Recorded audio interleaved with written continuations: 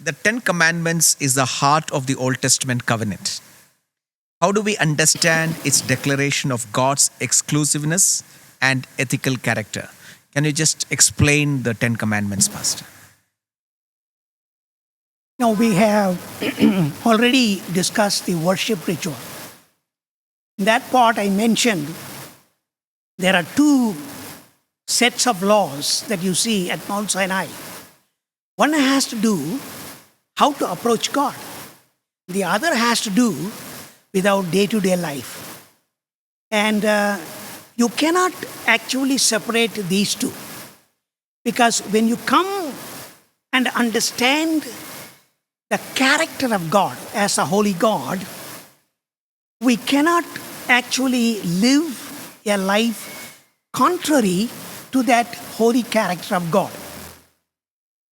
The ethical teaching of the Old Testament is God-centered. In other words, when you talk about God, you cannot separate the ethical living from that awareness of God and relationship with God. It presupposes, that is God-centered when you say, it presupposes God's initiative in grace and redemption. Ethics or ethical living, the morality that we are talking about in the Ten Commandments, it talks about God's initiative in redeeming, which is God's grace. It is not by our own strength, righteousness, we have come in God's presence, but it is God's prerogative. He had redeemed us. He had, brought us into this life. And therefore, the relationship between God, or knowing God, and living for God cannot be separated. When you look at, again, Exodus chapter 12, verse 38, let's look at the event of people being released from the bondage from Egypt. How it describes the people who left Egypt. They are called the mixed crowd or mixed multitude. I think NIV translated as a mixed people.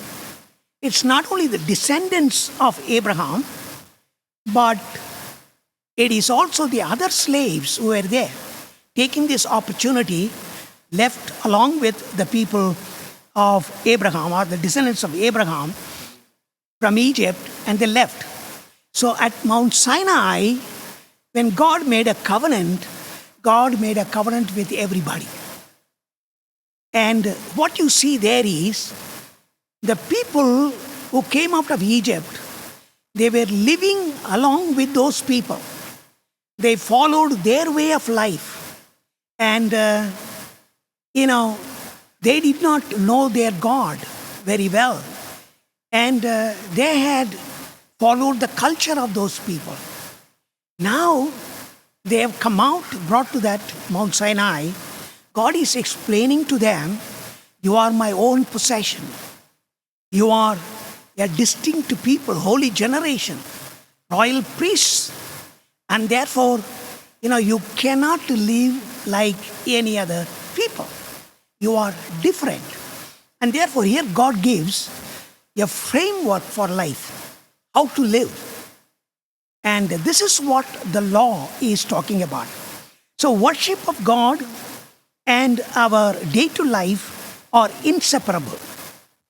When we worship a holy and just God, we cannot live a life that is contrary to such character.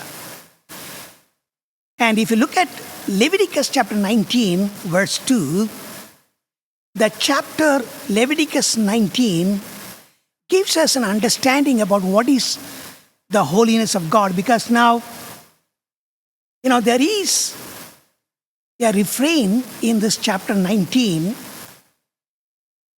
that I am holy and therefore you be holy.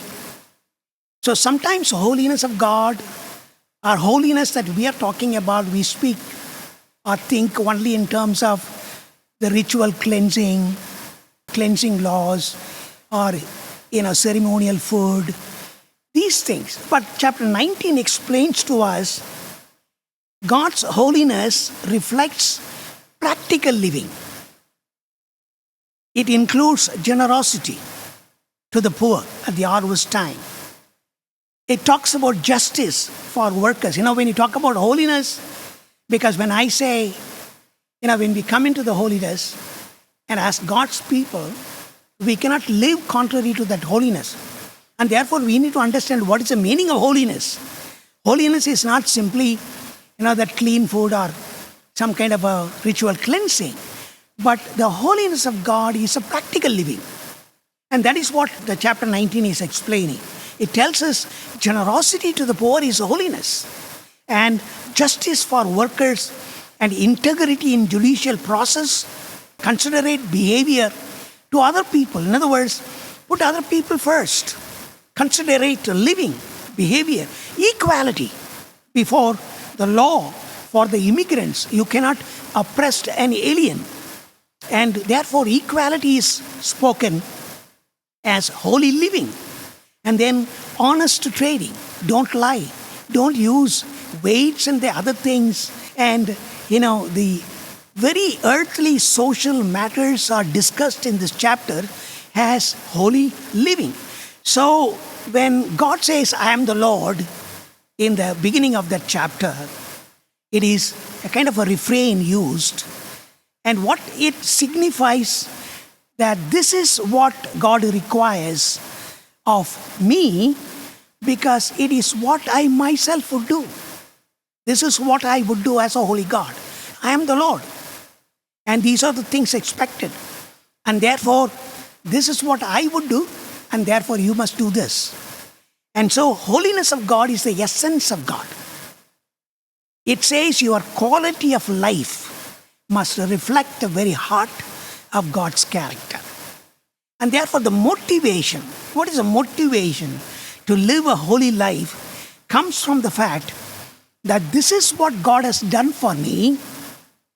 Therefore, out of gratitude, do the same for others. Look at what Jesus said in the Sermon on the Mount, summing up the law. Love your neighbor, love God, and love your neighbor. In chapter 7, verse 12, Matthew's Gospel, Jesus said, another format for the summing of the law. God said, whatever you want others to do to you, you do to them. And therefore, there is a big relationship here where, what God had done for me, and therefore, out of gratitude, I will do the same for others. And Jesus died for me. He sacrificed for me. He considered me, equal to Him. And He pulled me up to His presence. And therefore, when I look at somebody else, I cannot look at him, look at her as something lower caste or someone who cannot be touched. But rather, all are equal in the sight of God. And so this is the holiness of God that we are looking at. So the laws of generosity was commanded by the Lord by reminding them, the people, of God's generosity to them by delivering them from their slavery. Deuteronomy 15:15, Leviticus 25:35 to 55. When I look at God Himself pointing out, I had been generous to you by delivering you. It's by my grace, and therefore you must be generous. And therefore everything is drawn from God and what God had done for me. So this is an introduction to the Ten Commandments I have given you. Okay.